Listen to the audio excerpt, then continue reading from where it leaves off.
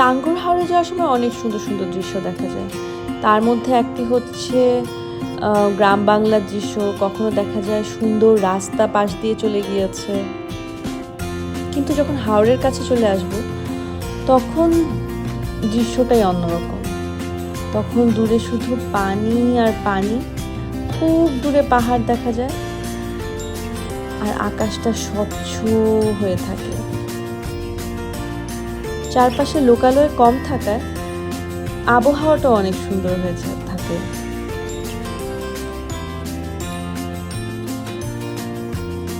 এখানে পানিতে আকাশের প্রতিবিম্ব থাকে আর আকাশে উঠতে দেখা যায় সাদা বক। আমরা যখন হাওরের মানে যেখানে সবাই পানিতে নামে সেই জায়গাটার কাছে চলে আসি, তখন ছোট ছোট ডিঙি নৌকা হাউস বোটের কাছে চলে আসে। ওই ডিঙি নৌকাতে করে পরে হচ্ছে বাকি হাওরের ভেতরে ভেসে ভেসে সুন্দর সুন্দর দৃশ্য দেখা যায়। তো আমার হাউস বোটের কাছেও এই যে এরকম ডিঙি নৌকা চলে এসেছিল। আমার হাউস বোটে আমি সহ আরও যারা যারা মানুষ ছিল, আমরা সবাই যে যার মতো করে ডিঙি নৌকা ভাড়া করে নিয়েছি। এই যে এখান থেকে ডিঙি নৌকা ভাড়া করে তারপর হাওরের ভেতরে আরও ঘুরে আসা যায়।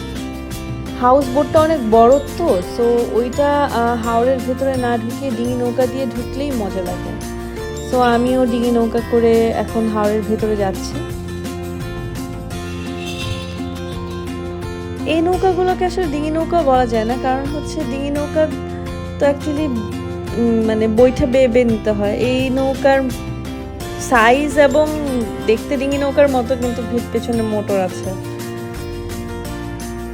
সো আবার কিছু কিছু নৌকা আছে লাইক মোটর ছাড়াই আছে, একদম রিয়েল ডিঙি নৌকা। তো হাওরের ভেতরে গেলে অ্যাকচুয়ালি এরকম একটা দৃশ্য থাকে, একদম চারপাশে গাছ আর পানি, গাছের অর্ধেক পানিতে ঢাকা থাকে। সো কিছু কিছু জায়গায় একদম আকাশের আলোয় পানিটা নীল হয়ে থাকে, আবার সবুজ পাতার প্রতিবিম্ব হয়ে আর কি পানিটার মধ্যে আবার সবুজ সবুজও হয়ে থাকে। এই জায়গাটার সিনটা অনেক সুন্দর। সো আমিও সবার মতো পানিতে একটা ডুব দিয়েছিলাম।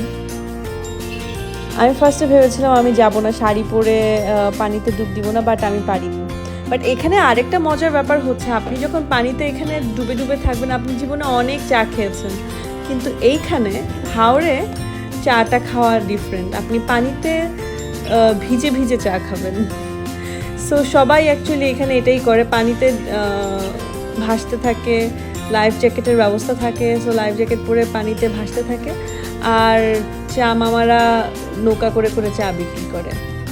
আমিও পানিতে ভেসে ভেসে অ্যাকচুয়ালি পানিতে ভিজে ভিজে চুপে চুপে চা খেয়েছি।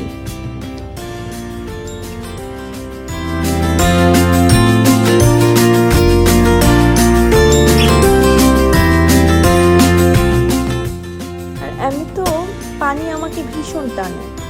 সো আমি পানি দেখলে এমনি হুঁশ থাকে না, পানি দেখলেই আমি বাচ্চাদের মতো আর কি দাপাদাপি ঝাপাঝাপি শুরু করে দিই। তো এখানে আমি অনেক যদিও ভদ্র থাকার চেষ্টা করেছি, বাট মনে হয় না বেশি একটা সফল হয়েছে। মন মতো দাপাদাপি ঝাপাঝাপি করে তারপর আমি রওনা দিলাম হাউস বোটের দিকে। পা ভিজিয়ে ভিজিয়ে এভাবে মানে ভেসে ভেসে নৌকার মধ্যে ভেসে ভেসে যেতে যা মজা। সো এরপরে আরও অনেক জায়গা আছে দেখার, তার ওই জায়গাগুলোর গল্প হচ্ছে পরের ভিডিওতে দেওয়া হবে।